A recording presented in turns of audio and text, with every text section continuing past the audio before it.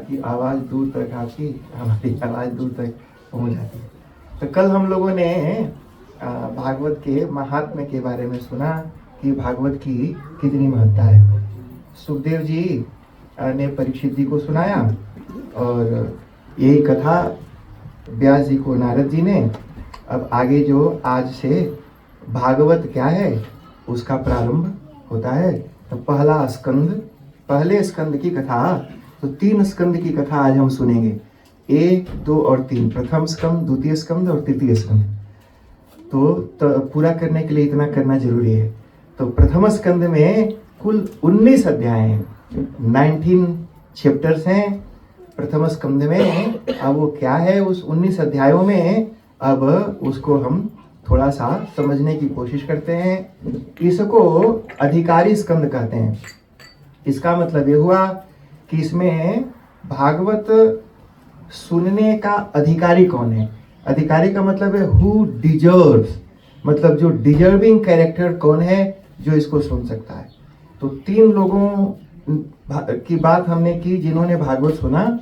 एक तो परीक्षित ने सुना और एक सौनक आदि, सौनक और उनके शिष्यों ने, सौनक आदि ऋषियों ने, और एक व्यास जी ने। तो इन तीनों में उत्तम श्रोता कौन है और उत्तम वक्ता कौन है। तो 3 है ना जी, तो गुड, बेटर, बेस्ट। तो सुपरलेटिव डिग्री किसके साथ लगेगी, कौन है जो पूरा का पूरा भागवत का सारा कुछ धारण करता है। और हमने कल ये भी सुना कि किस प्रकार गोकर्ण महाराज ने भागवत की तो कथा वही है जी, तो वही कथा उनके भाई ने भी सुनी, वही कथा लोगों ने भी सुनी, पर लोगों को कोई फर्क नहीं पड़ा और उनका भाई वहां मुक्त हो गया। तो क्यों ऐसा होता है इसकी बात बताई। तो 2 चीजें मैंने कल बताई थी, उसको थोड़ा रिपीट कर दूंगा ताकि आपको क्लियर हो जाए। उसके पहले जो भागवत है तो प्रथम स्कंद में मंगलाचरण किया। ज्यादातर लोग सोचते हैं कि ये जो भागवत की कथा है यह भगवान कृष्ण की ही कथा है और कृष्ण के बारे में इसमें बताया। तो जो पहला श्लोक है भागवत का, जो कल सुनाया था, वो भागवत महात्म्य का पहला श्लोक है। भागवत के प्रथम स्कंद का पहला जो श्लोक है वो ये है, ये जन्माद्यस्य जतोऽन्वयादितरतश्चार्थेष्वभिज्ञः स्वराट् तेने ब्रह्म हृदयादि कवये मुह्यन्ति यत् सूरयः तेजो वारिमृदां यथा विनिमयो यत्र त्रिसर्गो मृषा धाम्ना स्वेन सदा निरस्तकुहकं सत्यं परम धीमहि। आखिरी का जो इसमें वर्ड है वो है सत्यम परम धीमहि। गायत्री मंत्र में भी धीमहि आता है। तो गुरु जी बताते थे कि इस मंत्र में धीमहि आ गया तो इसका मतलब है कि गायत्री के तरह इंपॉर्टेंट महत्वपूर्ण मंत्र हो गया, क्योंकि धीमहि इस वर्ड का प्रयोग किया है जो गायत्री मंत्र में आया है। अब सुनो जी, तो यहाँ पर किसका ध्यान किया, तो सत्यम, सत्यम परम धीमहि। धीमहि का मतलब होता है हम ध्यान करते हैं। धीमहि ये प्लूरल है जी, वी ऑल, मतलब वक्ता और श्रोता, बोलने वाला और सुनने वाला, हम सब उसका ध्यान करते हैं। किसका, तो सत्य का ध्यान करते हैं। वो सत्य क्या है, तो परम सत्यम, जो संसार का परम सत्य है उसका ध्यान करते हैं। अच्छा सुनो, अगर कृष्ण के बारे में ही बताना होता तो यहां पर बोलते कृष्णम परम धीमहि, कृष्ण का ध्यान करते हैं, पर ये नहीं बोला। शिवम परम धीमहि ये भी नहीं बोला, रामम परम धीमहि ये भी नहीं बोला जी, विष्णुम परम धीमहि ये भी नहीं बोला, सत्यम परम धीमहि। इसका मतलब ये हुआ कि समुच्चय भागवत में जो परम सत्य है उसका ध्यान करते हैं जी। तो परम सत्य के बारे में ये भागवत की कथा है, ये दिल में बैठा लो। तो फिर आपको आज से लेकर के मतलब शनिवार तक, जब तक हमारी ये कथा चलेगी, तो कुछ थोड़ा सा क्लियर हो जाएगा कि परम सत्य क्या है। तो पूरा कितना क्लियर होगा वो आपके ऊपर डिपेंड करता है जी, आप कैसे इसको ग्रहण करते हैं और कैसे आप इसको सुनते हैं। ऋषियों ने कहा कि त्वया खलु पुराणानि सेतिहासानि चानघ आख्यातान्यधीतानि धर्मशास्त्राणि चान्युन, कहा कि आपने सभी शास्त्रों का, ग्रंथ का अध्ययन किया है और आप तो सब कुछ जानते हैं, इसलिए महाराज आप बताइए कि ये भागवत में क्या है और कौन सा पुराण है जिसके श्रवण से हमारा कल्याण होता है। कहा कि देखो जी, सिर्फ सुनने से कुछ नहीं होता, कुछ भी आपके दिल में नहीं होगा। जैसे मान लो अभी यहाँ पर एक चाइनीज में बड़ा ही सुंदर गाना बजाएं, उसको सुन के कुछ होगा जी आपको? अरे कुछ बुझा ही नहीं रहा है तो क्या होगा? तो सिर्फ सुन रहे हैं, लेकिन हृदय में जो शब्द हमारे कान में जा रहे हैं उसका मतलब क्या है वो हृदय में प्रकट नहीं हो रहा, तो सुनने का कोई फायदा नहीं होता। तो सुनना कैसे है जी? जो बोलने वाला है वो किस मूड से, किस इंटेंशन से, किस भाव से बोल रहा है, यानी जो वक्ता है वो अपने हृदय की फीलिंग्स को अपनी वाणी पर रख करके भेजता है। तो इसलिए आपको बोलने वाले के मन से अपने आप को कनेक्ट करना पड़ता है। जब तक यह कनेक्शन नहीं होगा तब तक आपको समझ में नहीं आएगा। तो इसलिए जिस प्रकार से परीक्षित जी ने सुखदेव जी से अपने आप को कनेक्ट किया, उसी तरह से आप भी अपने आप को हमसे कनेक्ट करिए, यानी मन से मन को मिलाइए, तभी जा करके मैं जो बोल रहा हूँ एग्जैक्टली वही भाव आपके मन में आ पाएगा। ये कोई सोशल इवेंट नहीं है जी, ये कोई इंटरटेनमेंट पार्टी यहाँ नहीं हो रही है और मैं आपको इंटरटेन करने के लिए नहीं आया हूँ, उसके लिए तो कुछ और भी कर सकते हैं। ये ज्ञान यज्ञ है, यहाँ पर ऐसा कुछ करने के लिए आए हैं जिसका बेनिफिशियरी हमारा शरीर नहीं है, अपितु शरीर को भेद कर शरीर के अंदर रहने वाला जो आत्मा, जो बार बार शरीर बदलता रहता है, उसको इसका लाभ कैसे मिले उसकी चर्चा हम करते हैं। और सुख जी महाराज ने शौनक आदि ऋषियों को भागवत की कथा सुनाना प्रारंभ किया। कहा कि देखो, एक होता है सुनना, तो सुनना कैसे बताई दिया जी कि उस जो सुन रहे हैं उसका क्या मतलब है, जो मतलब हम यानी बोलने वाला बता रहा है उसी मतलब को हृदय में धारण करते हुए सुनना है। और दूसरी चीज क्या है जी? मनन करना चाहिए, बड़ा इंपॉर्टेंट है जी। सिर्फ सुने और सुन करके भुला गए।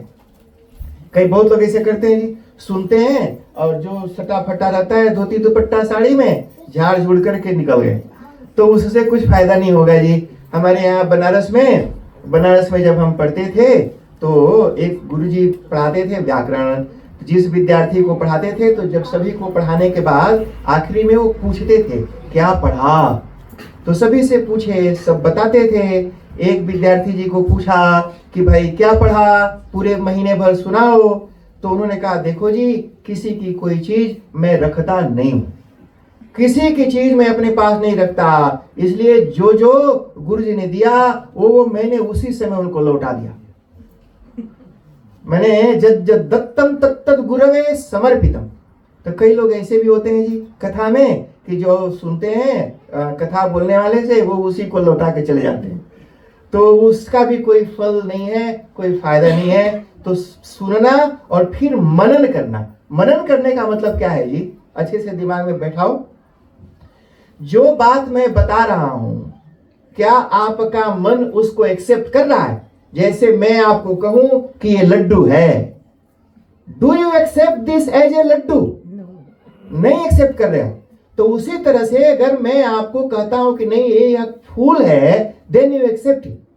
तो इसका मतलब ये हुआ कि मैंने जो कहा उसको आपने एक्सेप्ट कर लिया, आपके मन ने एक्सेप्ट कर लिया। तो जो मैं बता रहा हूं, जो मैं सुना रहा हूं, क्या उसको आपका मन एक्सेप्ट कर रहा है? वो बात आपको हजम हो रही है? क्या वो आपको डाइजेस्ट हो रहा है? आपके दिल में पच रहा है कि जो मैं सुन रहा हूं ये सच है? और अगर नहीं पच रहा है तो सोचो और पचाओ। इसका नाम है मनन। मनन का मतलब हुआ अगर कुछ सुना और आपको लगा भाई ऐसे कैसे हो सकता है, ये तो ठीक नहीं है, तो इसका मतलब है कि आपकी नजरिया ठीक नहीं है, आपका दिल ही ठीक नहीं है, आपका हाजमा ही ठीक नहीं है जी। तो अपने हाजमा को ठीक करो और फिर उसको कैसे हजम हो जाए इसकी कोशिश करिए। इसको मनन कहते हैं। मनन का मतलब होता है कही हुई बात यानी सुनी हुई बात को अपने दिल और दिमाग में उसके सपोर्टिंग आइडियाज कलेक्ट करके सपोर्ट करना, यही सच है, यही सही है। तो ये हुआ मनन जी। तो मनन भी सबको समझ में आ गया, उधर बैक बेंचर्स को भी। तो श्रवण और मनन जी, तो श्रवण करना चाहिए और फिर मनन करना चाहिए। यही धुंधकारी के भाई ने कहा कि श्रवणम कृतम सर्वैहि न तथा मननम कृतम। कहा कि यहाँ जितने भी लोग बैठे हैं सबने कथा तो सुनी तो वही कथा जो धुंधकारी ने सुनी, लेकिन उन सबने उस प्रकार मनन नहीं किया जिस प्रकार धुंधकारी ने किया था। इसलिए मनन बड़ा इंपॉर्टेंट है, तो मनन पूर्वक उसका श्रवण करना चाहिए जी। तो ये कथा सुनाई और इस तरह से जी यहाँ पर बताया कि संक्षेप में मतलब केवल नामोच्चार करके भगवान के जो 24 अवतार हैं उन अवतारों की कथा सुना दी। कहा कि देखो ये अवतार हुआ, फिर ये अवतार हुआ, पूरा जी बराह, नृसिंह, राम, कृष्ण, कच्छप आदि सारे अवतारों की कथा सुनाने के बाद और फिर उन्होंने कहा कि देखो ये चीज सुन करके कंफ्यूज मत होना। कंफ्यूज क्यों नहीं होना है जी? कंफ्यूजन क्या है? तो कहा कि कंफ्यूजन ये है कि ये राम अलग देव भगवान है, कृष्ण अलग भगवान है। कई बार जो हिंदू धर्म के लोग नहीं हैं वो आक्षेप करते हैं कि अरे ये हिंदू धर्म कैसा है, यहाँ पर तो इतने भगवान हैं, कौन सही भगवान और कौन गलत भगवान, कौन असली भगवान है और कौन नकली भगवान है, तो उनको बुझाता नहीं और जो बताने वाले लोग हैं उनको भी बुझाता नहीं है जी, तो कंफ्यूज रहते हैं। तो ये कंफ्यूजन शुरू से आता है। कहा कि देखो कंफ्यूज मत होना कि इतने सारे भगवानों में से असली भगवान कौन है। तो कहा एते चाम सकला पुंसः। कहा कि जितने भी हैं जी कलावतार है। कलावतार का मतलब क्या होता है जी? कई बार आप देखेंगे आकाश में जब बादल घूमते हैं तो बादलों की आकाश में अलग अलग आकृति डिजाइन बन जाता है। कभी वो हाथी के रकम दिखाए है, कभी घोड़ा के रकम दिखाता है आकाश में ही, कभी ऐसा लगता है बगुला है, कभी सांप के रकम दिखाता है। तो ना तो वहां बगुला है ना तो सांप है, बस खाली दिखा रहा है सब वो बादल और आकाश में घूम रहा है जी। कहा कि उसी तरह से ये जितने भी भगवान के अलग अलग रूप देखते हो वो वास्तव में सब एक ही परमात्मा जो सत्य स्वरूप है उसी के अलग अलग रूप हैं। जैसे मान लो एक खुशदीप जी हैं। अब खुशदीप कोई इनके जो यार दोस्त हैं उनको खुशदीप के रूप में जानते हैं, पर वहां अम्मा बैठी है वो उसको बेटा की तरह देखती है, तो वो बेटा है। और इधर वो बैठे हैं बच्चे, बोलते हैं कि नहीं वो बाप है, पप्पा पापा, तो पापा है वो बोलती है नहीं बेटा है। एक उधर बैठा है वो बोलता नहीं वो दामाद है, वहां देखो दीवार में सट के बैठा, तो बोलेगा नहीं नहीं तुम सब झूठ बोल रहे हो, वो बेटा नहीं है, वो बाप नहीं है, वो दामाद है। और इधर से आरती आ गई जी, चुप करो हटो साहब, ये हस्बैंड है। अब ये जी सब अलग अलग जगह पर लोग बैठे हैं। उधर से वो आ गई मनोकामना की महारानी कि नहीं वो भैया है। अब आदमी एक ही है जी। अब वो खुशदीप असली कौन है विचार करो, असली कौन? बेटा असली है कि पापा असली है कि दामाद असली है, भैया असली है कि सैया असली है कि दामाद असली है? असली कौन है जी? अच्छा और है किसका? मैया बोले मेरा बेटा मेरा बेटा, और फिर पतोया बोले हट हट मेरा हस्बैंड मेरा हस्बैंड, और बच्चे बोले सब हटो ये मेरा बप्पा मेरा बप्पा, और ससुर बोले कि नहीं नहीं मेरा दामाद मेरा दामाद। अब वो बेचारा अकेला किसका है वो? तो इसी तरह से सारा झगड़ा हमारे समझ की है। वो दामाद है यह भी सही है, वो ससुर को ये दामाद के रकम फल देगा, पत्नी को पति के रकम फल देगा, माँ को बेटा के रकम फल देगा, बच्चों को बप्पा के रकम जी। ये आदमी एक ही है, अलग अलग लोगों को देखता है तो अलग अलग तरह के फीलिंग्स उसके अंदर आते हैं।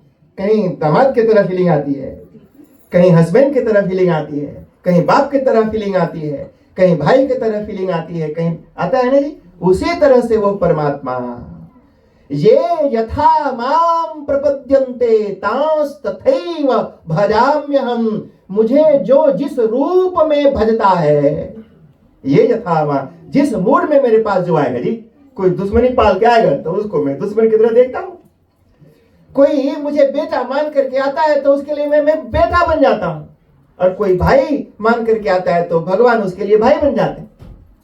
कोई जो रूप में आप उसको मान लो जी, मान लो बस। ऐसी इतना फ्लेक्सिबल संसार का कोई धर्म है जी? क्रिश्चियनिटी में कोई वैरायटी है? नहीं, बस एक ही है, नो वैरायटी। इस्लाम में कोई वैरायटी है? नहीं जी, कोई स्वाद नहीं है। कोई ऐसा धर्म बता दो जहां पर वैरायटी, और हमारे यहाँ वैरायटी है। अगर मान लो आपको क्रिश्चियनिटी अच्छी लगती है तो आप उसके पसंद के, उसके जो प्रिंसिपल्स हैं वो भी हमारे सनातन धर्म में है। अगर आपको इस्लाम पसंद है, निरंकार, जिसका कोई रंग रूप नहीं है, ऐसे भगवान को लाइक करते हो, तो वो भी भगवान हमारे यहाँ है। जितने भी धर्म है, जितना भी टेस्ट है, वो सारा टेस्ट हमारे यहाँ है। आपके टेस्ट ऐसा सुनो, कोई चटपटा खाता है, कोई मीठा खाता है, ठीक है ना जी? कोई तीता पसंद है, किसी को मीठा पसंद है। तो हमारा जो सनातन धर्म है, हमारे जो भगवान है, अकॉर्डिंग टू योर टेस्ट, मैंने भगवान अपने आप को, Bhagwan makes himself according to your taste. आपको जो पसंद है, भगवान अपने आप को वैसा बना लेते हैं। लेकिन बाकी धर्मों में चाहे आपका टेस्ट जो भी है, but you are forced to accept only one test.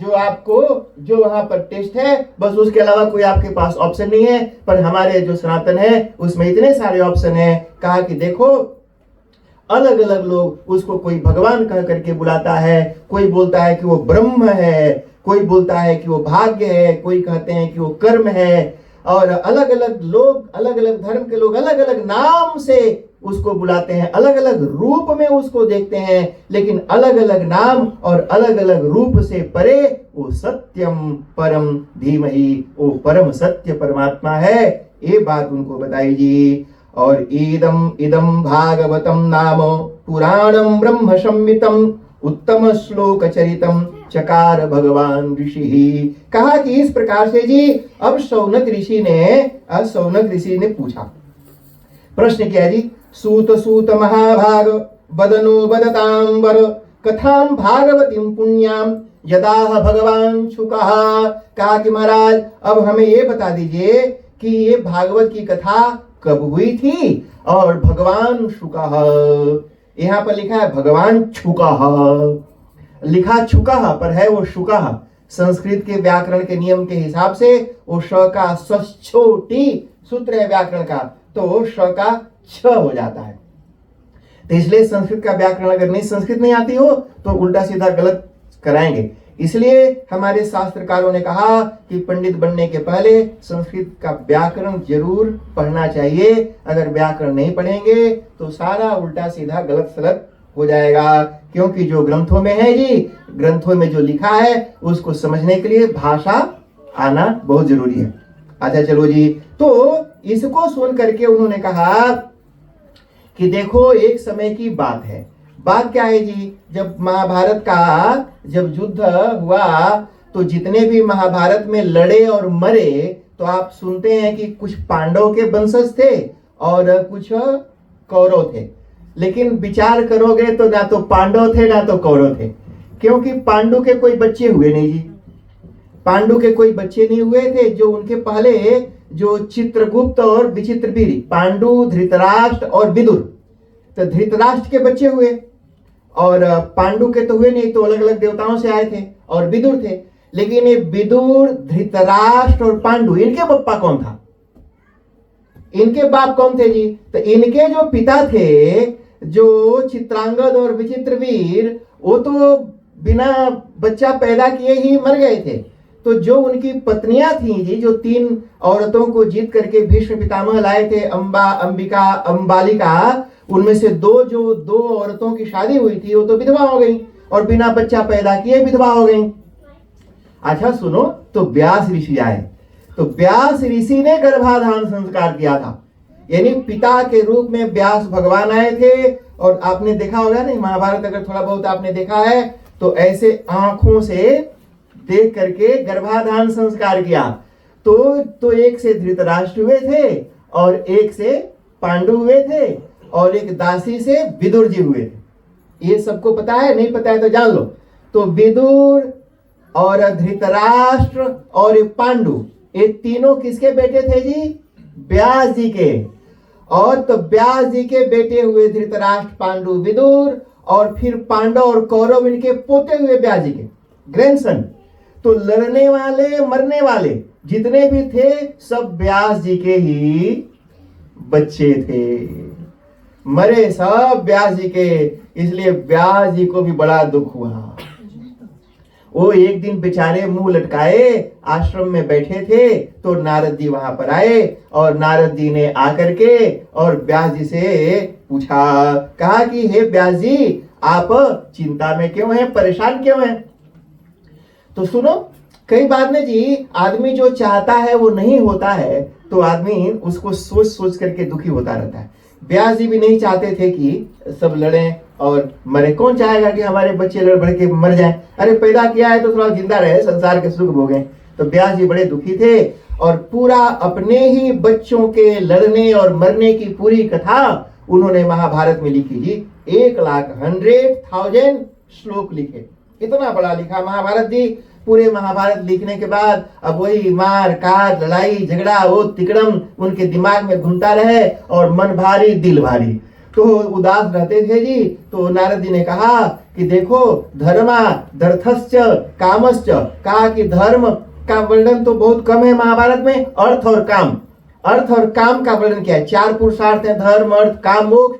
तो महाभारत में आपने धर्म का थोड़ा वर्णन किया, उसके बाद अर्थ का वर्णन ज्यादा किया और काम का वर्णन ज्यादा किया, इसलिए आपका मन उदास रहता है। एक कृपा करके सिर्फ भगवान का वर्णन करो, भगवान की कथा करो। तो भगवान की कथा करने के लिए भगवान का वर्णन करो, ग्लोरीफाई करो भगवान को, भागवत लिखो। तो उन्होंने कहा कि ठीक है महाराज। तो नारद जी ने वो भागवत व्यास जी को सुना दी। कौन सा भागवत? जो नारद जी ने ब्रह्मा जी से सुनी थी, यानी ब्रह्मा जी ने जो भागवत नारद जी को सुनाया था वही भागवत नारद जी ने व्यास जी को सुना दिया। तो और फिर उसको विस्तार में व्यास जी ने बढ़िया से फोड़ फोड़ के चितराए के और उसको विस्तार से लिखा, ताकि जो संसार के साधारण लोग हैं उनको भी भागवत समझ में आ जाए। अच्छा चलो जी। तो नारद जी ने बताया, कहा कि देखो हे व्यास जी, मनुष्य को निराश नहीं होना चाहिए, उदास नहीं होना चाहिए। जिंदगी में जो भी हो जाए कभी होपलेस मत होना। ये मत सोचना कि बस दुनिया खत्म हो गई है और हमारे सारे सपने ध्वस्त हो गए। अरे 2-4 सपने टूटे हैं, फिर नए सपने देखेंगे, नई दुनिया बनाएंगे।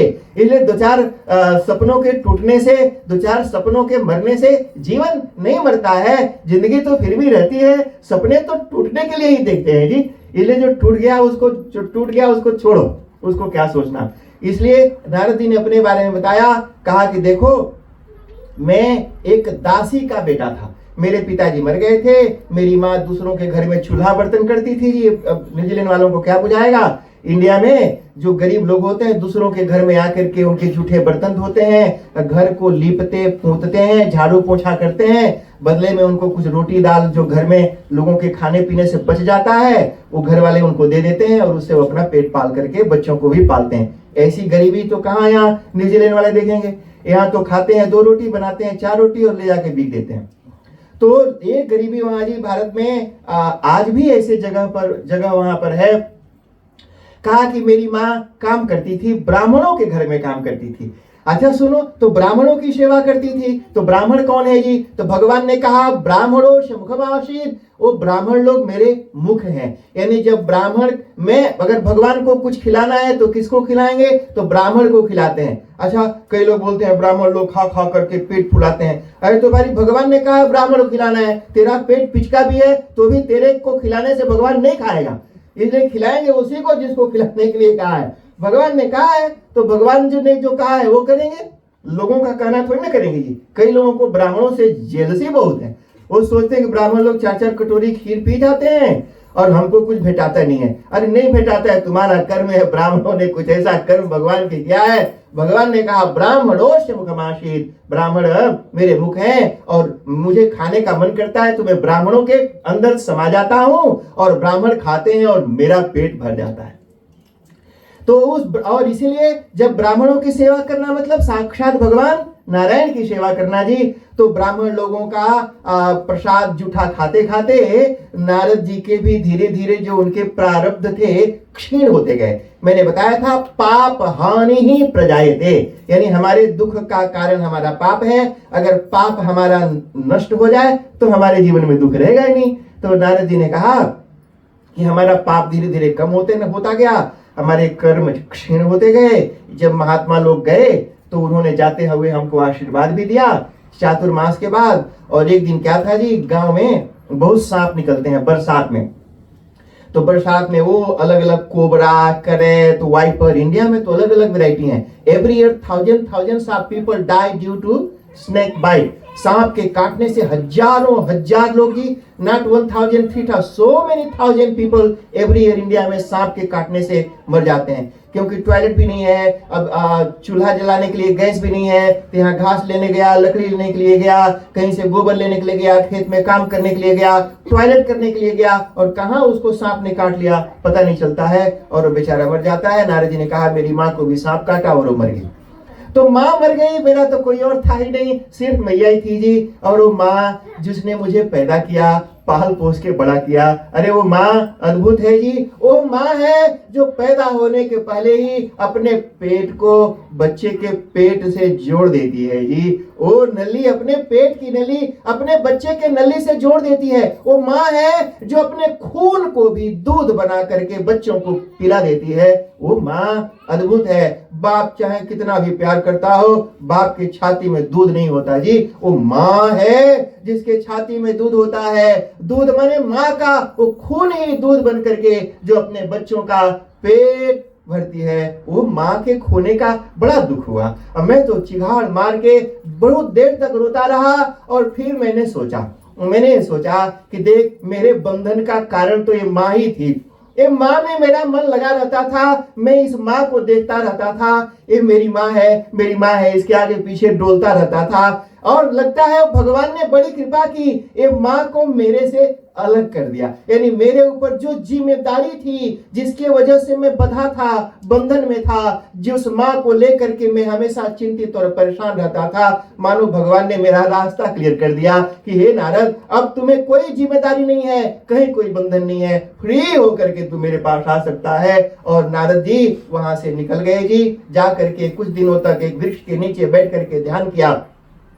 भगवान प्रसन्न होकर के जी, और जैसे आकाश में बिजली चमकती है, ऐसे बिजली के चमक के तरह भगवान नारद जी के सामने प्रकट हुए। माने बिजली दिखती नहीं, कैसे चमकी कब गायब हो गई पता ही नहीं चलता। उसी तरह से भगवान नारायण भी नारद के सामने प्रकट हुए और अंतर ध्यान हो गए। नारद जी भी बुझते कि क्या हुआ, तब तक तो भगवान अंतर ध्यान जी। जैसे कोई बहुत सालों का भूखा हो, भूख लगी हो और उसके मुंह में थोड़ा सा रोटी तरकारी सटाई के और घींच लो तो बेचारा छटपटाएगा, कह रहे मैं भूखा और मेरे भोजन को तूने सटा के छीन लिया। नारद जी तो बेचैन हो गए और हाथ जोड़ के प्रार्थना की कि हे प्रभु क्या किया, मुझे छोड़ के चले गए। भगवान ने कहा हे नारद, तुम्हारे कुछ प्रारब्ध बचे हैं, जब उस प्रारब्ध का क्षय हो जाएगा तो फिर तुम मुझे प्राप्त करोगे। ऐसा बोला जी। थोड़ा और जप ध्यान करो। नारद जी ने कहा कि मैं ध्यान करता रहा, शरीर छूट गया, फिर पैदा हुआ और महाप्रलय हुआ जी। प्रलय में सब कुछ जी जहां से आता है ना जी, सब कुछ उसी में समा जाता है। ये सारा संसार जिस परमात्मा से आया, अंत में उसी परमात्मा में समा जाएगा। नारद जी ने कहा मैं भी जी महाप्रलय में ब्रह्मा जी में समा गया और फिर ब्रह्मा जी का बेटा बन करके पैदा हो गया। और जब पैदा हुआ तो देवताओं ने एक वीणा दी है जी, इमाम वीणाम देवदत्तम, देवदत्ताम इमाम वीणाम ब्रह्म स्वर विभूषिताम, कहा कि देवताओं के द्वारा दी हुई ये वीणा है। इसमें जी सारे गामा पध निशा नहीं बजता, इसमें तो स्वर जो ब्रह्म स्वर है जी वो स्वर बजते हैं। इसको बजाता हुआ और गाता हुआ सभी लोकों में मैं भगवान की भक्ति का प्रचार प्रसार करता हूं। मेरे जैसे एक तुच्छ हीन जाति, इधर चौका बर्तन करने वाली माँ के घर में पैदा हुआ एक बालक भी भगवान का ध्यान करके ये आनंद से रहता है। इसलिए हे व्यास जी, आप चिंता मत करो, आपकी चिंता निश्चित रूप से दूर हो जाएगी। ऐसी बात उन्होंने बताया और कहा कि महाराज आप भागवत की रचना करिए। तो व्यास जी ने भागवत का रचना प्रारंभ किया जी। तो जो महाभारत था जी, महाभारत में आप सब जानते हैं जी कितनी लड़ाई हुई, कितने लोग छल से, बल से, धोखा से मारे गए। तो पूरे महाभारत के लड़ाई के बाद जी सब मरा गए। कुल लगभग 18 क्षोणी लोग मरे जी। पांडव के तरफ के भी सब के सब लगभग मारे गए और कौरव के बगल में भी सब लोग मारे गए। 2-4 लोग ही बचे। आखिरी में अश्वत्थामा जो द्रोणाचार्य का बेटा था, उसको दुर्योधन ने कहा कि मैं मर रहा हूं। देखना जी, दुर्योधन का जंघा टूटा हुआ है, वो मर रहा है, लेकिन उसके हृदय में ऐसे दुश्मनी की आग धू धू करके जल रही है। धू धू करके यानी बदले की आग धू धू करके दुर्योधन के दिल में, उसके दिल को जला रही है जी। ये बदले की आग जिसके दिल में लगी है वो ना तो चैन से जी सकता है और ना तो चैन से मर सकता है। इसलिए किसी को नीचा दिखाने और किसी से बदला लेने की आग अगर आपके दिल में लगी हो तो फिर उस आग को जो बुझा सकता हो, ऐसे डॉक्टर के पास जा करके उस दिल की आग को जितना हानि हो जाए बुझा देना। नहीं तो तेरे दुश्मन का तो कुछ नहीं होगा, लेकिन तू जल के भस्म हो जाएगा उस बदले की आग में, जैसे दुर्योधन जल के भस्म हो गया। दुर्योधन ने कहा अश्वत्थामा को कि देख, मैं मर नहीं पाऊंगा, पांडवों का मरा हुआ कटा हुआ सिर मुझे दिखा दे। अश्वत्थामा ने कहा अभी दिखाता हूं। तो गया जी, सोते हुए पांडवों के बच्चों को मार डाला। और ये सब कथा भी आप जानते ही हैं। दुर्योधन भी अंत में कुछ नहीं मिला जी, ना तो उसका जीवन अच्छा रहा और ना तो उसका मरण अच्छा रहा। देखो जी, जो दूसरों का हक मारना चाहता है, जो दूसरे के नीचा दिखाना चाहता है, जो दूसरों के जीवन में जहर घोलना चाहता है, उसका जीवन भी अच्छा नहीं होता और मरण भी अच्छा नहीं होता। इसलिए अगर अपना जीवन अच्छा बनाना चाहते हो तो कोशिश करो कि तुम्हारे किसी वाणी और कर्म से किसी के जीवन में दुख ना पहुंचता हो। अगर ऐसा करोगे तभी तुम्हारा जीवन अच्छा होगा और तभी तुम्हारा मरण भी अच्छा होगा। आर्तिका ने आज दिन में मुझे एक बात बताई। उसने कहा कि हमा आजा इतना अच्छा था कि जब हम पैदा हुए तो छोटे बचपन में हमा आजा आजी हमको लुक आफ्टर करते थे और आजा ने हमसे कहा था कि देख, जो भी तुम्हारे घर में आते हैं उनकी सेवा करो। शास्त्रों में कहा कि कोई अतिथि आता है, साक्षात भगवान नारायण ही अतिथि का रूप धर के आपके घर में आते हैं, उसका सम्मान करो, प्यार से खिलाओ पिलाओ। और हम ऐसा करेंगे, पूरे जीवन भर करते रहेंगे। और ऐसे चलते फिरते बिना किसी दुख तकलीफ के मैं अचानक से एक दिन मर जाऊंगा, किसी को कुछ पता नहीं चलेगा। और ये बताई कि बिल्कुल ऐसे ही एग्जैक्टली उनके साथ हुआ। वो हंसते मुस्कुराते बिना किसी दुख तकलीफ के ये शरीर छोड़ करके चले गए। इसलिए अगर जीवन में आपने अच्छा कर्म किया तो जीवन में दुख नहीं होगा और मृत्यु तो दुखदाई होगी ही नहीं। इसलिए मृत्यु दुखदाई तभी होगी अगर आपने पूरे जीवन भर दूसरों के जीवन में जहर घोला है। तो इस तरह से ये दुर्योधन तो तड़प तड़प के मर गया और अश्वत्थामा जो था वो वहां से भागा। और यहाँ पर जी जो 5 पांडव के बच्चों को मारा, वो उनकी माता जो द्रौपदी थी वो तो बड़ी दुखी हुई और दुखी होकर के रोने लगी जी, क्योंकि उनके आखिरी निशानी थी। अच्छा सुनो, द्रौपदी रो क्यों रही है? उनको मरने का दुख नहीं है, कहा कि कोई भाई बात नहीं है, इतने सारे लोग मारे गए, मेरे 5 पुत्र भी मारे गए, कोई बात नहीं। द्रौपदी ने कहा दुख तो मुझे इस बात का है कि अगर युद्ध में लड़के मरे होते तो वीर गति को प्राप्त होते। अरे वीर गति को प्राप्त नहीं हुए और कोई बात नहीं, अगर वीर गति नहीं सही तो कम से कम भगवान की भक्ति करके मरे होते तो भी अच्छा होता। ये बेचारे सोते हुए मारे गए, ये दुख है। और वो रोने लगी जी। उसी समय सभी पांडव आए और आ करके जब उनको पता चला, अर्जुन ने द्रौपदी को कहा कि अरे चिंता मत करो, मैं अभी जाता हूं और जा करके उसको जिसने भी ये मारा है उसको बांध करके घसीट करके, वो तो जान ही गए थे जी किसने मारा है, उसका बाण और निशान देख करके अभी उसको पकड़ के लाते हैं और तू उसकी मरी हुई, उसके मरे हुए बॉडी के ऊपर चढ़ करके स्नान करना। ये जी क्रोध की आग है। अर्जुन भगवान कृष्ण को लेकर के वो अश्वत्थामा का पीछा किया, जा करके उसको पकड़ा और पकड़ करके जा करके उसको घेरा। अश्वत्थामा को लगा कि मैं लड़ नहीं पाऊंगा, जीत नहीं पाऊंगा, तो फिर अश्वत्थामा ने ब्रह्मास्त्र चला दिया। अच्छा सुनो जी, कई बार लोग बोलते हैं ब्रह्मास्त्र चला दिया। भगवान श्री कृष्ण ने अर्जुन को कहा मार, तू भी ब्रह्मास्त्र जो होगा देखा जाएगा। कहा कि जो नीच आदमी है और कोई उपदेश का उसके ऊपर असर नहीं हो रहा है तो फिर सरेंडर नहीं करना चाहिए जी। कोई और हथियार है आपके पास, चला दो। तो ब्रह्मास्त्र चला दिया, मार ब्रह्मास्त्र। कहा कि तो प्रलय हो जाएगा महाराज, दो कहा कि होता है तो होने दे। कहा कि दुष्ट लोगों का नाश करने के लिए अगर गेहूं के साथ साथ 2-4 घून भी पिसाते हैं तो पिसाने दे। कहा कि तो चाहिए जी भाई, क्योंकि 10 लोगों का, 10 मनुष्यों का पेट भरने के लिए अगर 20 जो घून उसमें मर जाते हो तो उसका दोष नहीं लगता जी। क्योंकि कहा कि छोटे मोटे लोग, जो बड़े लोग, मान लो अगर जिसके जिंदा रहने से ज्यादा फायदा होता हो समाज का, लोगों का, कहा कि उसका जिंदा रहना जरूरी है। कहा कि अश्वत्थामा के मरने से कोई समाज का नुकसान नहीं होगा, लेकिन तेरे मरने से एक हेल्दी सोसाइटी का जो निर्माण है वो रुक जाएगा, मार। ये ब्रह्मास्त्र मारा जी। तो दोनों के ब्रह्मास्त्र को बाद में समझा बुझा करके रोका गया और उसको अर्जुन ने बांधा और बांध करके उसको घसीटते हुए ले करके द्रौपदी के सामने रख दिया।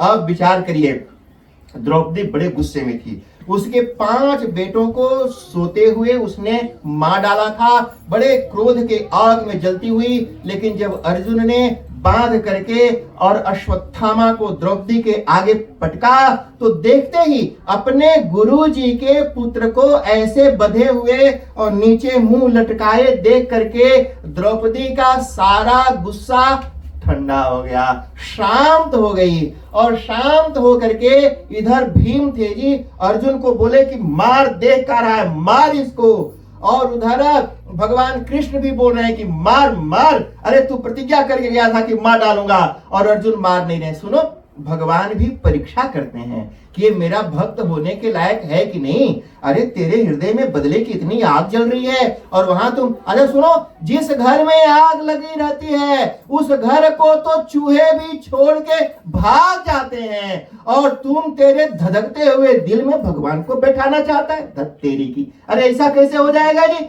अरे जिस घर में चूहा नहीं रहता है उसमें भगवान रहेगा? बिल्कुल नहीं रहने वाला। भगवान को इतना बुद्धू समझते हो? इसलिए पहले तुम्हारे दिल में जो आग लगी है उस आग को बुझाओ। उस जलते हुए घर में भगवान नहीं आएंगे जी, आ ही नहीं सकते, हो ही नहीं सकता। भगवान ने देखा कि चेक तो करो कि इसके अंदर रहने के लायक है भी कि नहीं। तो अर्जुन ने मारा नहीं जी। भीम बोल रहे हैं मार नहीं तो मैं मारूंगा, और तो भी नहीं मारे। और ये सारा दृश्य देखते हुए जी द्रौपदी तो आगे बढ़ गई और चिल्ला करके उन्होंने बोला, कहा कि मुच्यता मेषा ब्राह्मणो नितरां गुरुः। कहा कि रे छोड़ छोड़, जैसे कोई हड़बड़ी में होता है ना जी, कोई छोटे छोटे बच्चे लब से उठाते हैं, माँ सोचती है कि मैं पहुंचूं तब से उठा न ले, तो जो एक ही चीज को, एक ही इंस्ट्रक्शन को 2-3 बार दे देती है, नहीं नहीं नहीं नहीं नहीं, ऐसे वैसे ही जी द्रौपदी ने मुच्यता मेषा ब्राह्मणो नितरां गुरुः, अरे छोड़ दे मत मारो, ये तो हमारे साक्षात गुरु जी का पुत्र है, गुरु पुत्र है, इसको मारोगे तो जैसे मैं मेरे बेटों के मरने से दुखी होकर के रो रही हूं, जब ये मरेगा तो इसकी माँ भी, अरे इसका बाप भी मारे गए। गुरु जी ये बेटा के तो सहारे वो जी रही है। देखो जी ये दया है, ये साधारण स्त्री नहीं है, साधारण स्त्री द्रौपदी नहीं है जी, यज्ञ से उत्पन्न हुई है, जो अपने दुश्मन के साथ भी अच्छा है, उसको अच्छा कहते हैं। हम लोग अच्छे हैं, we are nice to those people who are nice to us. हमारे साथ जो अच्छे हैं उन्हीं के साथ हम अच्छे हैं जी। जो हमको दांत दिखाता है हम उसको दांत दिखाते हैं। कई बार तो ऐसे भी लोगों को भी हमने देखा, दांत भी दिखाओ तो वो बंद कर लेते। मुझे बहुत लोगों को मैंने ऐसे देखा, उसके अंदर इतनी कुढ़न और चिढ़न है, उसको हंसोता हंसता नहीं है, बंद रखे। कई बार मुझे ऐसा लगता है कि उसको लग रहा है कि शायद पंडित जी हमारा दांत में चुरा ले। अरे भाई दांत दिखा दो, क्या जाएगा, तुम्हारा दांत नहीं चोरी करने वाला हूं मैं। पर कई लोग नहीं दिखाते हैं जी, मुंह बंद करके रखता है जी। अरे थोड़ा सा मुस्कुराओ, थोड़ा सा हंसो, ये छोटा सा जीवन है जी। एक दिन ऐसा आएगा कि हंसने के लायक ही नहीं रहोगे। नहीं हंसोगे जी। कई बार जब मरा जाते हैं ना जी, तो मुंह में एक तुलसी का पत्ता, अरे एक ड्रॉप गंगा जल डालने के लिए भी वो कस के सब चीरते, मुंह खुलता ही नहीं है। नहीं खुलता है जी। मरने के बाद वो बोलता है पंडित की थोड़ा एक ड्रॉप गंगा जल डाल ले, वो खींचे इधर उधर खींचे, जिसे मान लो वो सुपर ग्लू से चिपका दिया हो। नहीं खुलेगा मुंह, एक दिन आएगा जी। अरे खोलो उसको, खोलिए, जब तक खुल रहा है उसको खोलिए और कुछ अच्छा उगलिए उसमें से, अच्छा, ताकि जिससे आपके दिल में भी आनंद हो और सामने वाले के दिल में भी आनंद हो। तो ध्यान देना, अगर जो लोग आपके साथ अच्छे हैं उनके साथ आप अच्छे हो तो आप अच्छे नहीं हैं जी। वो तो बनावटी है, दुकान के रकम है, जो माल देगा, जो पैसा देगा उसको माल देंगे, है ना जी। यानी जिसने आपको कुछ दिया आप उसको दिए ना, फिर आप अच्छे नहीं है। और जो आपके साथ अच्छा नहीं है उसके असाधु अपि यो साधु सो साधु इति उच्यते। जो दुष्ट लोगों के साथ भी सज्जन बना रहता है उसी को वास्तव में सज्जन कहते हैं जी। और ये द्रौपदी ने दिखाया। देखिए सीखना चाहिए द्रौपदी से, इसीलिए इतिहास को पढ़ते हैं कि सीखना है कि किस प्रकार उसने छोड़ दिया, माफ कर दिया जी। और अब भगवान की तरफ अर्जुन लगे देखने, क्या कि भाई क्या करें। तो भगवान ने कहा कि देखो इतना भारी इसने अपराध किया, इसको छोड़ना नहीं चाहिए, लेकिन ये ब्राह्मण है, मारना भी नहीं चाहिए। तो छोड़ना भी नहीं, मारना भी नहीं चाहिए। तो अर्जुन समझ गए क्या करना है जी। वो लपक करके उसके माथे में मणि लगी थी और मणि के ऊपर 2-4 बाल भी आ गए थे जी। तो लपक के उसके झोटा बाल के संगे मणि नोच के निकाल लिया। तो इस तरह से अश्वत्थामा बड़ा अपमानित महसूस हुआ, गुस्सा करके उसने ब्रह्मास्त्र चला दिया।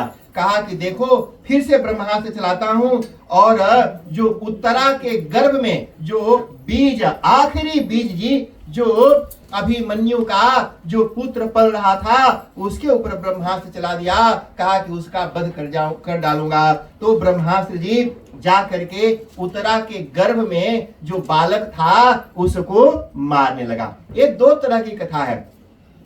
महाभारत में कथा ये है कि जो परीक्षित हैं वो मर गए, मैंने ब्रह्मास्त्र ने जाकर के मार दिया, और बाद में भगवान कृष्ण ने जाकर के उनको अपनी शक्ति से जिंदा कर दिया। पर भागवत में जो कथा है वो ये कथा है कि परीक्षित मरे नहीं। जब ब्रह्मास्त्र का प्रहार किया तो उत्तरा के गर्भ में बहुत जलन होने लगी। तो उत्तरा ने हाथ जोड़ करके भगवान की प्रार्थना की, पाहि पाहि महायोगिन देव देव जगतपते, नान्यम त्वदभयं पश्ये यत्र मृत्युः परस्परम्, अभिद्रवति मामीश सरस्तप्तायते विभो, कामं दहतु मां नाथ मामे गर्भो निपात्यताम्। उत्तरा ने कहा कि हे भगवान, अगर मरना ही है तो इस ब्रह्मास्त्र से मुझे मार दो। हे ब्रह्मास्त्र, ये माँ है जी, माँ बोलती है कि मैं मर जाऊं लेकिन मेरा बच्चा जो अभी पैदा भी नहीं हुआ है वो ना मरे, इसलिए माँ का स्थान संसार में बड़ा उत्तम है।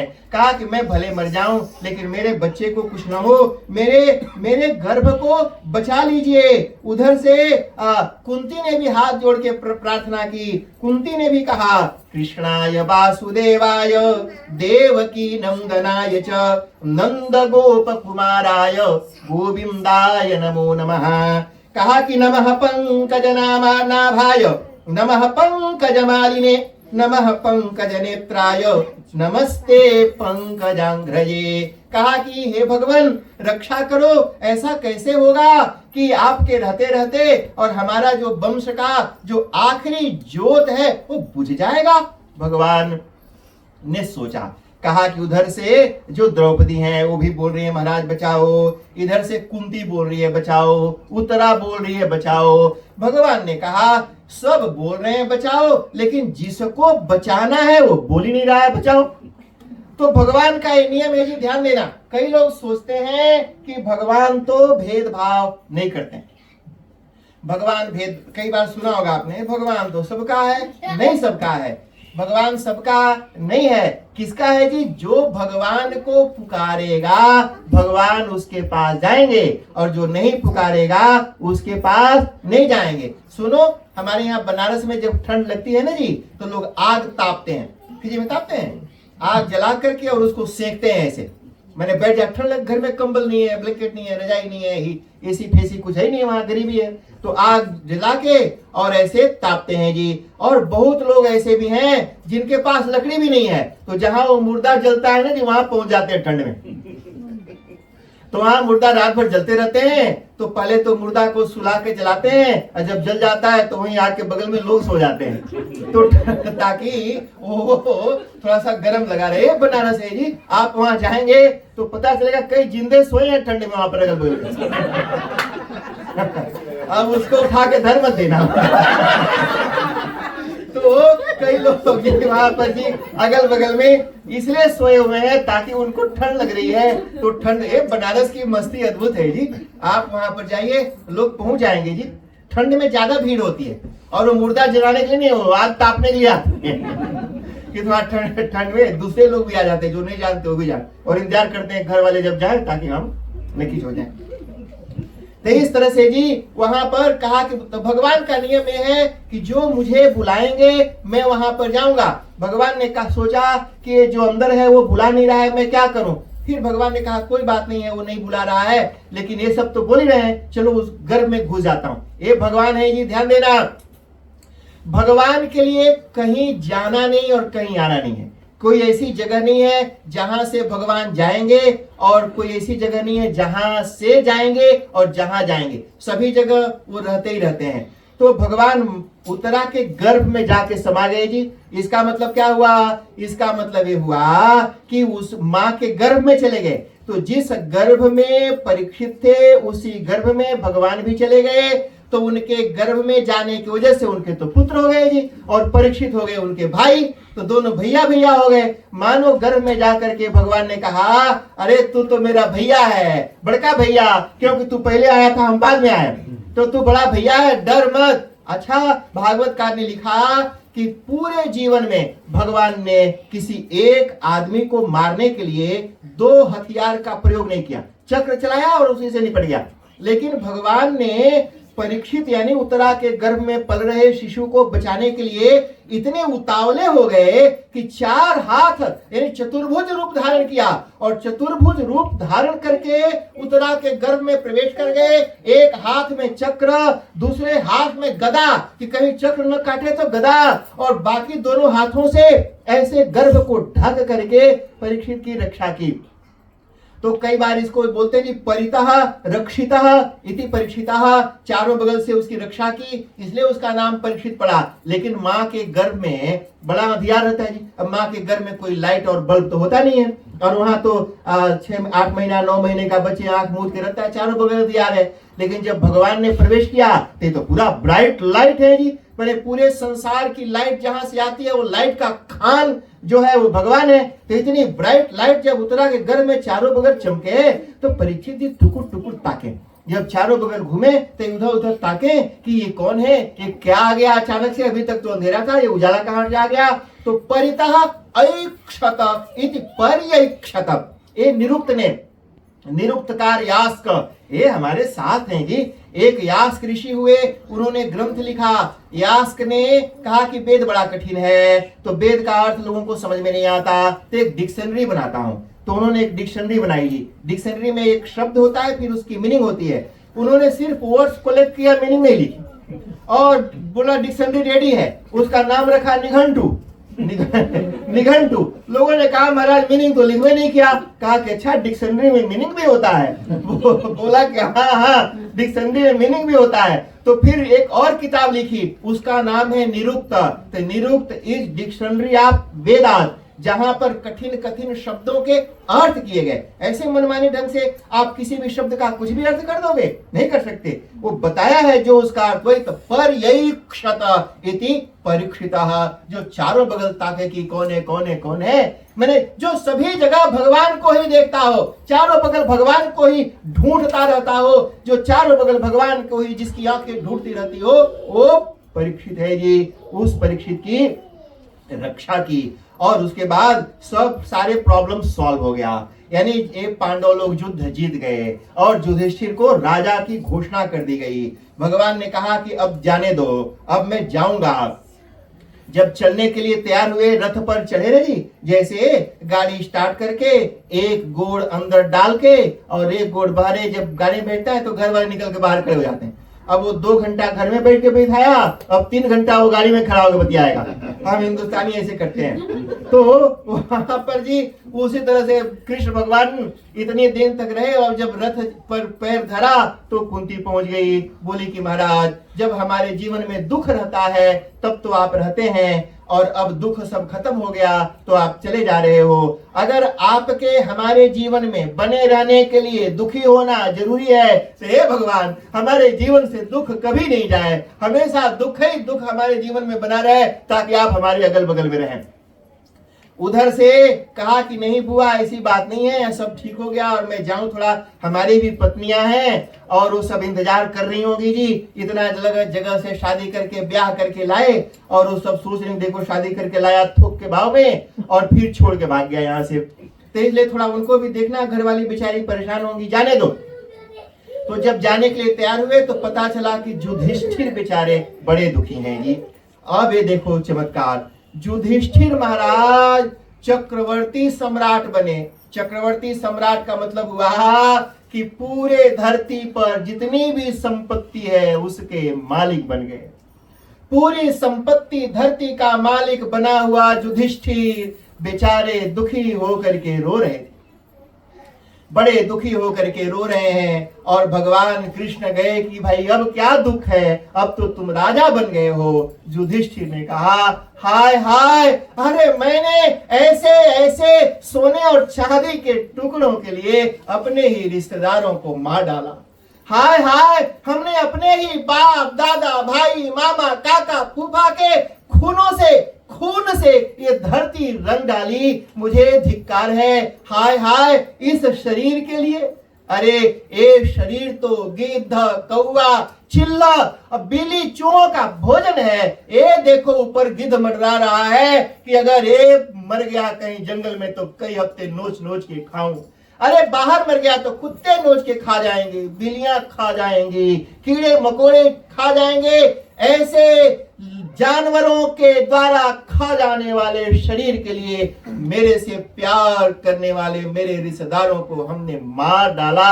हाय हाय, इसको मैं लेकर के क्या करूंगा, मुझे कहीं कुछ भी अच्छा नहीं लग रहा। मुझे राजा बन करके जो लोग देखते खुश होते और बोलते वाह वाह युधिष्ठिर कितने अच्छे लग रहे हो, वो सब के सब तो इस युद्ध में मारे गए। मुझे राजा बनने का कोई सुख नहीं है, कोई खुशी नहीं है। मुझे नहीं बनना राजा, मुझे राज्य नहीं चाहिए। अरे इस राज्य से तो अच्छा था मुझसे प्यार करने वाले लोग मेरे अगल बगल में रहते, भले ही मैं भूखा रहता। इस तरह से जी दिखा, सारे बात को बता करके, और युधिष्ठिर झरझर झरझर आंसू बहा करके रोने लगे, कहे कि महाराज हमको नहीं राजा बनना है।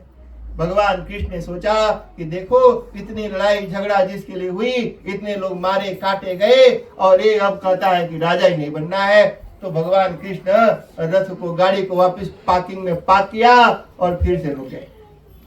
कहा कि ये है जी संसार, सुनो इतनी महाभारत की लड़ाई है, वैसे जहां पर मार काट हो ना जी, ऐसे मारो काटो मारो, उसको वीर रस कहते हैं। जिसको देख करके सुन करके खून खौलता हो, उस कथा का नाम है वीर रस की कथा। लेकिन ध्वन्यालोककार ने कहा कि जो महाभारत है शांति रस की कथा है। आखिर में पूरे कथा के एंड में जो मूड बना वो शांति का बना, कि लड़ाई झगड़ा मार काट से कहीं किसी को कुछ मिलता नहीं है, और अगर मिल भी गया तो रिग्रेट ही करता है, उसकी कोई खुशी नहीं होती। इसलिए शांति और प्यार से जो मिल जाता हो, आनंद उसी का आता है। युधिष्ठिर को भगवान कृष्ण ने समझाया, लेकिन वो कुछ सुनने को तैयार नहीं जी, रोए जा रहे हैं। भगवान ने कहा देखो मैं तो बाहर वाला हूं, घर वाला अगर कोई समझाए तो शायद मान जाए। तो उस समय भीष्म पितामह अभी जीवित थे।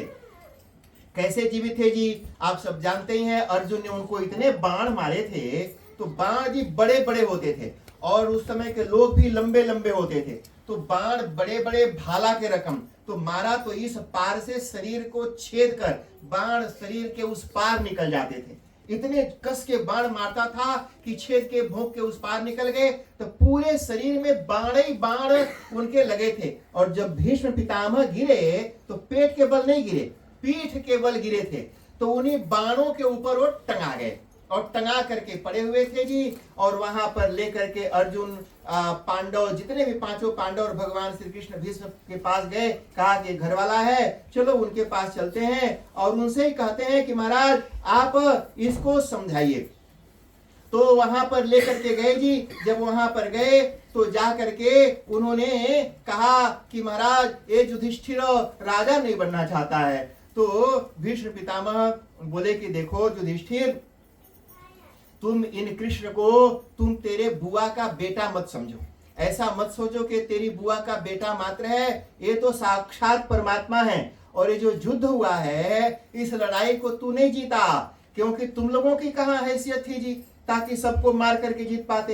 ये युद्ध को जिताने वाले ये हैं। और अगर ये तुम लोगों को कह रहे हैं कि राजा बनो तो बनो, कोई बड़ा व्यक्ति कुछ कहे तो सुनना चाहिए जी, मुड़ नहीं मारना चाहिए, उसको सुन लेना चाहिए और एक्सेप्ट कर लेना चाहिए। तो इसलिए इसको सुन लो। और भीष्म पितामह ने युधिष्ठिर को बड़ा भारी उपदेश दिया। कहा कि देखो राजा को अगर राजा बन जाए तो देश में जितने लोग रहते हैं सभी को इक्वली ट्रीट करना चाहिए। ऐसा नहीं कि अगर नेशनल पार्टी की गवर्नमेंट बनी है तो लेबर पार्टी को वोट देने वालों को इग्नोर कर दो, ऐसा नहीं है। जब सरकार गवर्नमेंट बन गई तो आप सिर्फ नेशनल पार्टी के लोगों के ही प्रधानमंत्री नहीं है, आप सभी लोगों को बराबर, यानी राजा को अपनी प्रजा को बिल्कुल पुत्रवत पालन करना चाहिए। जैसे बाप अपने बच्चों का पालन करता है, वैसे ही राजा को अपनी प्रजा का पालन करना चाहिए। ब्रह्मचारियों के बारे में भी बताया कि जो ब्रह्मचारी हैं, हमारा जो जीवन है सनातन धर्म, उसमें 4 आश्रम हैं। लाइफ के 4 स्टेट हैं, ब्रह्मचर्य आश्रम, गृहस्थ आश्रम, वानप्रस्थ और संन्यास आश्रम। कहा कि मान लो अगर आप 100 साल जिंदा रहने वाले हैं तो अपने जीवन को 25 के 4 ग्रुप बना दीजिए, तो 25 साल तक ब्रह्मचारी रहना चाहिए। और मान लो 80 ईयर ही मान लीजिए, कलयुग है, तो कलयुग का जो कलयुग की खाने की जो क्वालिटी, कलयुग की जो क्वालिटी है, very poor quality of our food, इसलिए हम 80 तक जाएंगे क्या पता है, लेकिन 100 जाए क्या पता, इसलिए 80 मान लो, तो 20 कर लीजिए। लेकिन 25 का विभाग मान के समझ लो, तो 25 साल तक ब्रह्मचारी रहना चाहिए। ब्रह्मचारी का मतलब होता है कि किसी अगर पुरुष है तो किसी स्त्री को देखना, ताकना ही नहीं है उसको, और अगर स्त्री है तो किसी पुरुष के बगल नहीं ताकना है। 25 साल तक ब्रह्मचारी। हम लोग जब पढ़ते थे बनारस में तो दाढ़ी मूछ बनाना मना था जी, सेव नहीं कर सकते थे। कहा जैसे है वैसे रहो। हमारे गुरुजी तो कहते थे कि देखो दाढ़ी बनाओगे तो गाल चिकन हो जाएगा, तो चिकन चिकन हाथ लगाओगे तो अब नरम नरम लगे तो अपना छू के कहीं दूसरे का छूने का मन न करने लगे। तो इसलिए कहा कि अपन दाढ़ी बना के अपने ही गाल पर हाथ नहीं घुमाना चाहिए। कहा कि ये मन है ना जी, मन का क्या भरोसा कब खराब हो जाए, तो इसलिए मन के ऊपर भरोसा मत करना जी, मन के ऊपर कब्बो भरोसा नहीं करना। इसलिए कहा कि ऊपर खा बोले जो खुर खुर करता रहे तो तुमको लगेगा कि सारा संसार ऐसे खुर खुर करता है। तो इस तरह से जी 25 साल तक ब्रह्मचर्य का पालन करना चाहिए। एक तो ये कारण जी। अच्छा सुनो, करना क्यों है? जब हम गार्डन में कोई सब्जी भाजी बोते हैं, मान लो करेला बोया, तो कई बार लोग उसका बिया अगले साल बोने के लिए रख लेते हैं। तो पुराने वाले बूढ़ पुरानिया लोग जो बोलते थे कि जिसको बिया रखना हो उसको बढ़िया से पकाना चाहिए, यानी उस फल को, उस फ्रूट करेला को पेड़ पर छोड़ दो, अच्छे से पकने दो। जब वो बीज बढ़िया से पक जाएगा, फिर उस बीज में दूसरे बीज को पैदा करने की योग्यता, एबिलिटी आएगी। अगर कच्चा ही तोड़ के रख लोगे तो बोओगे तो कुछ होएगा नहीं जी, सड़ जाएगा। उसी तरह से अगर बच्चे बचपन में अपने वीर्य को परिपाक करें और फिर शादी करके जब वो गर्भाधान संस्कार करेंगे तो उनके जो बच्चे होंगे वो हेल्दी होंगे, हैप्पी होंगे, मेंटली फिजिकली फिट होंगे, नहीं तो अनफिट, कमजोर, बीमार बच्चे पैदा होंगे। इसलिए अपने वीर्य को पकाना चाहिए, परिपाक करना चाहिए। और इसलिए 25 साल तक ब्रह्मचर्य का पालन करने के लिए, ताकि आगे बढ़ करके संतान उत्पन्न करने की योग्यता उनके अंदर आ जाए, करना चाहिए जी। और 25 साल के बाद बिल्कुल देर नहीं करना चाहिए। हाँ, बिल्कुल देर नहीं करना चाहिए जी। जितना हाली हो जाए शादी करना चाहिए, और शादी करके जितना हाली हो जाए बच्चा पैदा करना चाहिए। इंतजार नहीं करना घर खरीद के मोगज फ्री करेंगे तब। अरे क्या पता मोगज फ्री करोगे तब तक वो बच्चा पैदा करने का लायक रहेगा कि नहीं। इसलिए हाली हाली बच्चा पैदा कर लो, मोगज भराता रहेगा। तो इसलिए जी बच्चा पैदा करना चाहिए। और इसलिए भी जब 25 पर होते हुए कर लो, जब 50 के हो जाएं तो बच्चा जी है एकदम कंधा से कंधा मिला करके कमाने के लायक हो जाना चाहिए, ताकि मैं रिटायर होके घर पर बैठ जाऊं और अपना दाढ़ी बढ़ा के भगवान का भजन करूं।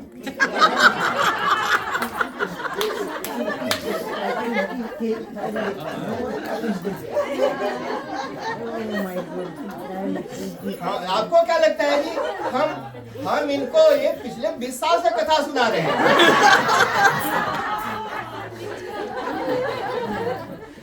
हम खुशदेव को जब से निजिल में आया तब से कथा सुना रहा हूँ, और शायद ये ऐसी कोई कथा है जो मिस करते हो। तो इन्होंने कथा सुनी है और उसको डाइजेस्ट किया है।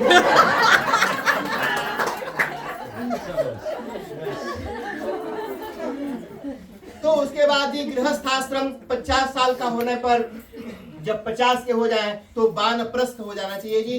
वानप्रस्थ का मतलब होता है कि भोग विलास को छोड़कर और अपने आप को कंट्रोल, त्याग करने का प्रैक्टिस करना चाहिए। हमारे गुरु जी बताते थे, उनके एक शिष्य थे पंडित जी, वो 95 ईयर उनकी उम्र थी, और उनके 70th वेडिंग एनिवर्सरी में पति पत्नी दोनों उनका आशीर्वाद देने के लिए आए। 70 ईयर्स तक पति, शादी के 70 ईयर्स, यानी 70, और हट्टे कट्टे थे जी पंडित जी, पूरे जवान चमचमाते हुए, लंबे एकदम, और बाल बाल सब अच्छे, और शरीर भी अच्छा, कोई चेहरे में झुर्री उरी नहीं। और जो माता जी थी उनकी वो भी बड़ी अच्छी, और 4 उनके हट्टे कट्टे उनके बेटे जी, वो भी लगभग 50 प्लस के बच्चे भी उनके, सारे के सारे बेटे। और उन्होंने गुरु जी को बताया कि 70 ईयर्स सुंदर, और ऐसी नहीं कि पत्नी भी कोई उजड़ी हुई सुरपणखा की तरह, खूबसूरत पत्नी, मैंने वो खूबसूरत पत्नी भी थी उनकी जी। अच्छा सुनो, सुंदर पत्नी के साथ रहते हैं, 70 ईयर्स शादी करके रहे, और 70 ईयर्स में सिर्फ 4 बार पत्नी के साथ सहवास किया और 4 पुत्र पैदा हुए जी। एक कंट्रोल है जो इस तरह से वानप्रस्थी होकर के मनुष्य को अपने मन पर नियंत्रण करना चाहिए, ताकि जब ये संसार छूटे, संसार की चीजें हमें छोड़ेंगी तो बढ़ते समय दुख नहीं होगा। अगर मन को फंसा के रखोगे तो मरोगे तो बड़ा दुख होगा, हाय हाय करके मरना पड़ेगा। इसलिए संसार से अटैचमेंट को छोड़ करके प्रैक्टिस करना चाहिए अटैचमेंट खत्म करने का 75 ईयर्स तक। और जब 75 के हो जाए तो संन्यास आचरेत, संन्यास धर्म का पालन करना चाहिए।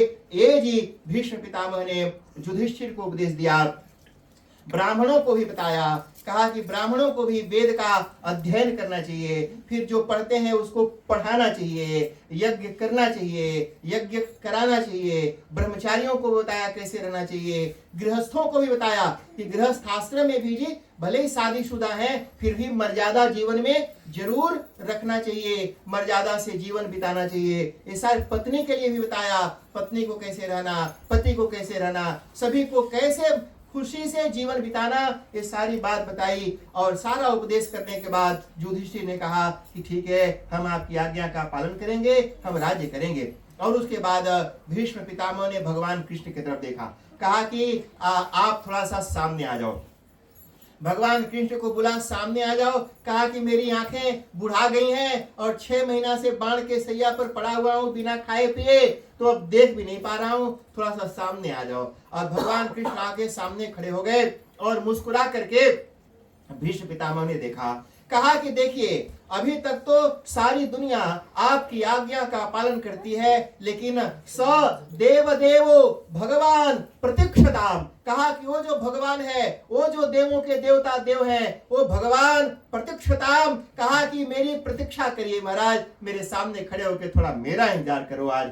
कहा कि कब तक इंतजार करना है, कहा कि यावद, जब तक मैं मेरा ये जो शरीर है इसको मैं छोड़ देता, यावदिदम, ये जो हमारा देह है, शरीर है, इसका परित्याग करता हूं, तब तक आप मेरे सामने खड़े रहो। अच्छा सुनो, ऐसे मुंह लटका के खड़ा नहीं होना, थोड़ा सा मुस्कुराते हुए खड़ा हो जाओ। तो आपके मुस्कुराते हुए रूप को देख करके मैं मेरा ये शरीर त्याग करना चाहता हूं। अरे जिसका नाम लेकर के भी शरीर छोड़ने पर वो प्राप्त हो जाता है, अगर वो मुस्कुराता हुआ मेरे सामने खड़ा होगा और उसको देख करके मैं शरीर छोड़ूंगा तो मेरा जीवन तो धन्य हो जाएगा। लेकिन महाराज मैं जाते हुए आपको कुछ देना चाहता हूं। कहा कि क्या देना चाहता हूं, मेरे पास तो कुछ है नहीं, अगर कोई बेटी होती तो शादी कर देता, आपको कन्यादान कर देता, लेकिन मैंने तो शादी नहीं की, तो कोई लड़की तो नहीं है, लेकिन एक लड़की है। कहा कि तो सब लगे टुकुर टुकुर ताकने के लिए, कौन सी लड़की है इनकी। कहा कि एक मेरी बेटी है। कहा कि मेरी जो बुद्धि है, मेरी बुद्धि ही मेरी बेटी की तरह मैंने बड़ा पाल पोस करके अच्छे से, जैसे पुत्री को पवित्रता के साथ रखते हैं, वैसे मैंने मेरी बुद्धि को बड़ा पवित्र बना के रखा है। मैं मेरी बुद्धि आपके चरणों में समर्पित करता हूं, उसको रख लो। भगवान ने कहा अच्छा आपको क्या लगता है हमारे पास बुद्धि कमती है, हम ताकि आप हमको बुद्धि दे रहे हो। कहा नहीं महाराज, आपको तो बुद्धि की कमी तो नहीं है, लेकिन आप लीला करते रहते हैं, कभी हमारी बुद्धि का भी काम कर लेना, इसलिए ले लो। तो भगवान की को प्रणाम किया और स्तुति की, प्रार्थना की। और भीष्म पितामह ने कहा कि देखो जी, ये जो शरीर है गुदड़ी के तरह, मैं इसको छोड़ के, जैसे आप छोड़ते क्या है जी, जैसे माला है तो मैं इसको छोड़ सकता हूं, यानी जिसको मैंने ओढ़ रखा है, अलग से लेकर के अपने से चिपका रखा है, उसी चीज को मैं छोड़ सकता हूं। तो मैं इस शरीर को छोड़ रहा हूं, मतलब ये शरीर मैंने बाहर से लेकर के ओढ़ रखा है, चिपका रखी है। जैसे कई बार घर में कोई सामान रखते हैं, धीरे धीरे करते करते उसके ऊपर धूल जम जाती है और वो चीज ढक जाती है धूल से। उसी तरह से मैं जो आत्मा चैतन्य हूं, ये छोटा सा जी शरीर, छोटा सा आत्मा, और वो धीरे धीरे भोजन के बने हुए शरीर से ढक करके इधर छुप गया है। वह आत्मा इस शरीर को छोड़ देता है। बिल्कुल जैसे गुदड़ी, जैसे नया कंबल मिलने पर पुराना कंबल लोग फेंक देते हैं, जैसे नया कपड़ा पा करके पुराना कपड़ा को लोग बिक के पोछा बना लेते हैं, उसी तरह से मैं ये बाणों से बिधे छीदे और खून से लथपथ इस शरीर को छोड़ रहा हूं, गुदड़ी की तरह फेंक रहा हूं जी। इस शरीर को आनंद पूर्वक जी, मरने का कोई दुख नहीं है। ऐसे शरीर को लेके क्या करूंगा, ऐसे शरीर को छोड़ दिया और सबको देखते देखते ही जी वो भीष्म पितामह भगवान में समा गए। कहा कि न तस्य प्राणाः उत्क्रामन्ति इहैव विलीयन्ते। कहा कि ऐसे जो ब्रह्मज्ञानी लोग हैं उनके प्राण निकलते नहीं है जी, उनके प्राण कहीं नहीं जाते, यहीं विलीन हो जाते हैं। कैसे विलीन होते हैं? कहा कि मेरा जो प्राण है, प्राण मतलब हवा, वायु जी, वायु, हवा को प्राण कहते हैं। जैसे लोग बोलते हैं ना उसके प्राण निकल गए, कौन सी निकला? अरे हवा निकल गई भाई। तो उसके अंदर जो हवा सांस लेता था और सांस छोड़ता था ना जी, वो हवा उसकी निकल गई, बस उसी को लोग प्राण कहते हैं। तो जो हमारी हवा, ये जो वायु है, वो वायु गई कहाँ? एक बाहर की वायु है, वो बाहर वाली ही वायु हमारे अंदर बाहर अंदर बाहर अंदर बाहर होती है। वो प्राण कहाँ जाते हैं? कहीं नहीं जाते, यहीं रहते हैं। जो अंदर थे बस बाहर थे, पहले वो अंदर बाहर होते थे, अब बाहर आ गए, अंदर नहीं गए, बस इतना ही हुआ, गया कहीं नहीं जी। तो कहा कि न तस्य प्राणाः उत्क्रामन्ति इहैव विलीयन्ते। प्राण निकल के कहीं नहीं जाते हैं जी, वो यहीं रहते हैं, इहैव विलीयन्ते। तो भीष्म पितामह के प्राण कहीं गया हुआ नहीं जी, वही जी पंच महाभूत में समा गया और भीष्म पितामह का वो ज्योति भगवान में समा गई। ये पहली मुक्ति, मुक्त हो गया जी।